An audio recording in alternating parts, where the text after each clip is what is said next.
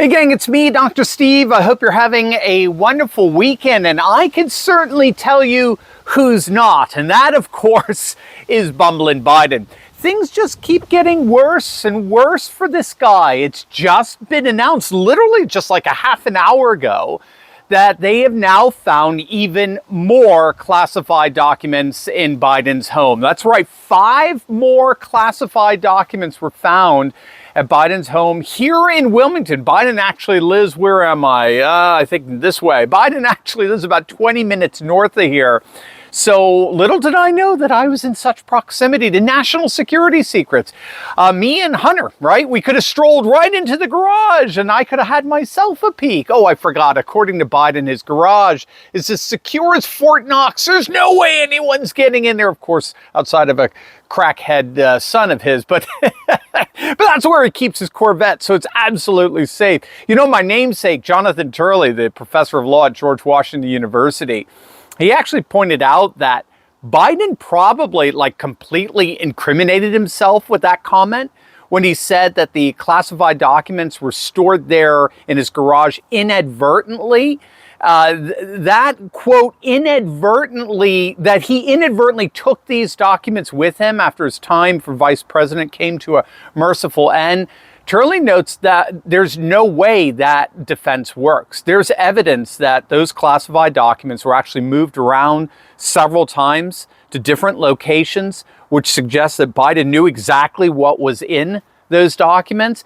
And secondly, there's evidence that Biden used the documents to write his memoir, which I have no idea why anyone would read. But regardless, if he used them to write his memoir, then not only does that shatter the inadvertent defense excuse, it could actually be cited later on as an actual effort on Biden's part to actively deceive the public, right? This is his, I did not have sexual relations with that woman kind of excuse. So regardless, they have now officially found 5 more top secret classified documents in Biden's home.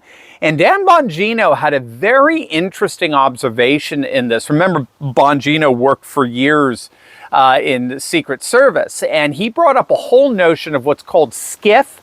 It stands for Sensitive Compartmental Information Facility, okay? Sensitive Compartmental Information Facility. SCIF is the protocol in which top secret national security classified documents have to be read. You cannot read these documents and you cannot interact with these documents outside of a SCIF environment, apart from a sensitive compartmentalized information facility. Bongino mentioned that when he was doing lead advances in the Secret Service, when the president travels overseas, he watched officials build SCIFs so the president could read and discuss classified materials. So these SCIFs would be anything like, white noise generators, blackouts, anything and everything needed to secure the actual space in which these documents are housed and interacted with. So the president overseas can read sensitive compartmentalized documents. And so Bongino noted here that the fact that these documents, none of which could ever be legally read outside of SCIF, outside of some kind of secured facility, the fact that these documents are being found in bumbling Biden's garage, his freaking garage, let alone the Biden Center at the UPenn in DC, is one of the single most horrific breaches of national security protocols imaginable. And now they just found 5 more documents at his house. How many more are they going to find? So as you can see, things just keep getting worse and worse for Biden by the day. It always bears repeating. Remember, the fundamental difference between Biden and Trump in all of this is that Trump had the executive authority as president to declassify anything he wanted to, whereas Biden as vice president did not, right? What made the FBI raid at Mar-a-Lago back in August of last year so utterly ridiculous, as we've argued in a number of videos, is that the DOJ officials were accusing Trump of a crime that the president of the United States simply could not commit. DOJ officials claimed that Trump was refusing to hand over classified documents that Trump, when he was president, had declassified.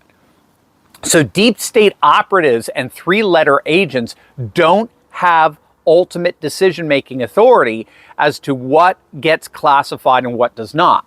There is only one person and one person alone in our nation who has ultimate classification decision-making authority, and that is the duly elected President of the United States, democratically elected by the people, right? The power doesn't rest with unelected bureaucrats. That would be an authoritarian, tyranny, basically. And you know who else doesn't have that power? Vice presidents. Vice presidents do not have what's called executive privilege. When all said and done, as I understand, executive privilege is the power that the president has to withhold what he deems confidential information from the courts and from Congress. It's a unique privilege that's rooted in the separation of powers doctrine. It gives the president, as the chief executive of the nation, the ability to declassify whatever the president sees fit, and to share or not share whatever he wants with the courts or with Congress. But of course, while the president clearly has executive privilege, a vice president does not at any point, let alone a former vice president. So Biden is shot in all this. I don't know how he gets around this, but like I argued yesterday during our live stream Friday broadcast, it really does look like this is the beginning of the end for old Sleepy Joe. Butter your popcorn. Let's watch how this plays out. As always, gang, make sure to smack that bell and subscribe button if you haven't already done so. And you will definitely want to check out my latest video I just uploaded on Bill Maher leaving Neil deGrasse Tyson absolutely speechless on woke COVID insanity. You're going to absolutely love it. So make sure to click on that link, and I'll see you over there. God bless.